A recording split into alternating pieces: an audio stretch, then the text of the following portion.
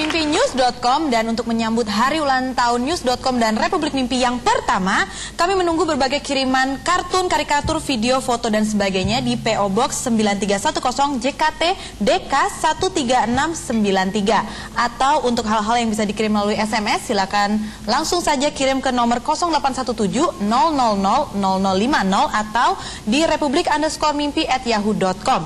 Dan Olga sebagai utusan khusus Presiden mengenai hal-hal yang mengalami kebuntuan ya.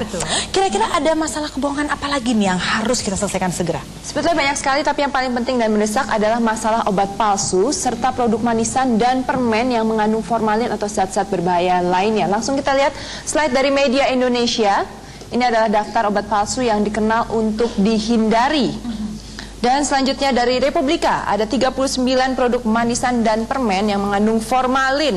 Nah, namun apabila kita menyimak dari, ini memang agak memprihatinkan ya, dan apabila kita menyimak berita dari Warta Kota, produsen permen menjadi ketar-ketir takut bahwa masyarakat menganggap semua produk permen ini mengandung zat-zat berbahaya. Tentunya ini merugikan industri nasional ya.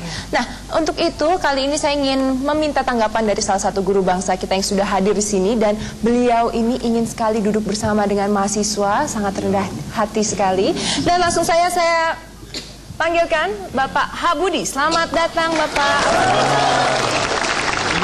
Lebih tepatnya Pak Habudi ini ingin sekali duduk bersama mahasiswi gitu Pak Habudi. Oh, bukan mahasiswa ya? Ya, mahasiswi dong. Oke, apa kabar Bapak Habudi? Jadi saya ini karena saya dari Jerman, saya ucapkan good ya, alles good, artinya saya dalam keadaan baik-baik ya. Oke. Ya. Baiklah, Bapak Habudi, bagaimana tanggapannya soal obat-obatan palsu tersebut? Ya, ini kalau dalam bahasa Jermannya ini haben Nagel-Starter. Ya. Ya, jadi di sini ini Pak Baliut, ya, Pak Kujut, ya, kudu nama pengawasan teh ya,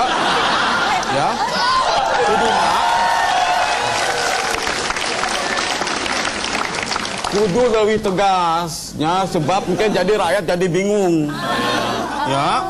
Bahasa Jerman kok pakai Pak Baliut? Ya. Apa usulan Bapak mengenai hal ini? Ya, jadi harusnya kita inti ya pakai jamu-jamu tradisional. Ya. Jadi yang sudah dikelola secara high tech. Ya. Dan ingat, yang sudah terdaftar di Depkes. Oke? Ya. Ya, dong. Oke. Ya. Mungkin supaya lebih jelas kepada semua pemirsa, contohnya jamu apa nih Pak Habudi? Ya, ini ya tergantung dari profesinya. Ya, misalnya ya bagi para satpam ya atau wartawan ya yang tidak enak badan ya karena begadang, bisa minum jamu tolak angin. Ya. Oh, jadi jamu itu berdasarkan profesi. Ya. Nah, kalau seandainya profesinya pawang hujan, cocoknya minum jamu apa, Pak? Ya, jamu tolak hujan dong. Ya. Ya. Kalau misalnya profesinya sebagai atlet, cocoknya? Ya, jamu tolak peluru. Ya. Ya. Kita boleh tanya pada A. Effendi ya, Ya, Pak Habudi, sebagai pakar komunikasi politik, bagi rakyat yang penghasilannya pas-pasan, cocoknya minum jamu apa? Ya jamu tolak miskin, jelas. Tapi itu kurang begitu meyakinkan ya, lebih baik ke Pak Ucup Keli ini ya. Saya sepakat kalau jamu itu disesuaikan dengan profesinya. Oke, misalnya Pak. Sempat saya ngobrol dengan penyanyi kita Ruth Sahanaya. Oke. Ternyata kenapa? Ini Iya, masih iya. soal tolak tolak Pak ya, tolak angin, Kenapa tolak ya. dia suka meminum jamu dan suaranya bagus? Iya. Karena Ruth Sahanaya selalu membuat ramuan jamu sendiri. Oke. Jamunya adalah tolak segalanya bagiku. Nah, itulah. Itu. Gus, kayak gini ya. Sebenarnya nih kalau masa-masa bulan puasa ya, Iya. untuk keperluan bulan puasa ada satu jamu yang sangat populer.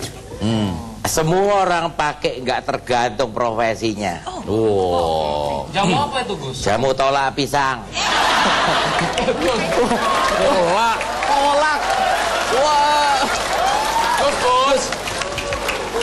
Itu kolak pisang, Gus Pur. Gus Pur ingat dong, kalau plesetan tuh udah jatahnya Pak Ucup Keli. Jangan diambil juga. Pak Presiden juga menerima laporan lain ya? Saya baru saja menerima laporan dari beberapa karyawan PT Berdikari Persero yang nama-namanya bisa kita lihat di dalam slide. Nah, mereka adalah para karyawan yang telah diturunkan jabatannya serta dipotong gajinya oleh Direktur Utama karena mereka melaporkan bahwa Direktur Utama memiliki ijazah palsu. Nah, masalah ini oleh teman-teman para pekerja PT Berdikari telah dilaporkan kemana-mana termasuk ke DPR, Komisi 6. Mengenai kasus korupsinya sudah dilaporkan kepada Jam Intel Kejagung, juga ke KPK dan ke Kementerian BUMN. Nah, warga negara seperti ini membutuhkan keadilan yang berimbang. Satu tuntutan yang normal saja. Bagaimana, Gus? Ya, saya mau komentar apa lagi? Lawang gelarnya aja udah salah. Lulusan Inggris, bahasa Inggrisnya salah. Nah, ini ya mumpung nggak ada Pak Wapres, saya mau pinjam istilahnya. Apa, Gus? Please dong,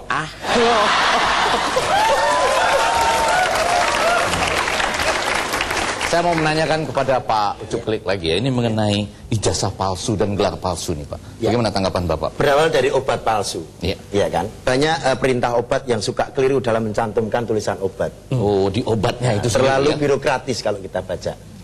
Obat terlalu birokratis dalam perintahnya. Misalnya Pak? Tutuplah obat ini dengan rapat. Mosok nutup obat dulu pakai rapat segala, kan nggak perlu. Ya kan? Itu satu dulu. Iya. Nggak usah pakai rapat, tutup saja. Nah, bicara masalah gelar, kalau mereka kesulitan mencari gelar, akan saya sediakan gelar khusus untuk mereka. Tidak usah pakai gelar palsu. Tidak usah pakai kuliah. Tidak usah main pecat. Tidak usah main pecat. Gelar apa Pak? Gelar tinju profesional itu lebih tepat. Ya, sebetulnya kita juga perlu mengucapkan terima kasih, ada kabar baiknya juga karena laporan teman-teman yang datang minggu lalu dari Serikat Pekerja Angkasa Pura I ternyata sudah ditanggapi dengan baik. Jadi terima kasih kepada Kapolri dan teman-teman DPR.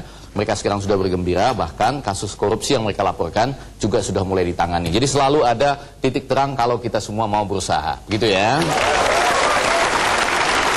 Ya, baiklah pemirsa, Anda jangan kemana-mana karena pada segmen selanjutnya kami akan membahas atau membicarakan soal pilkada di Ibu Kota Republik Mimpi, Jakarta, dan tentu saja kehadiran dari dua kandidat gubernur kita, Adang Daratista dan Fauzansi. Jadi ayo kita BBM! Berubah berkat mimpi!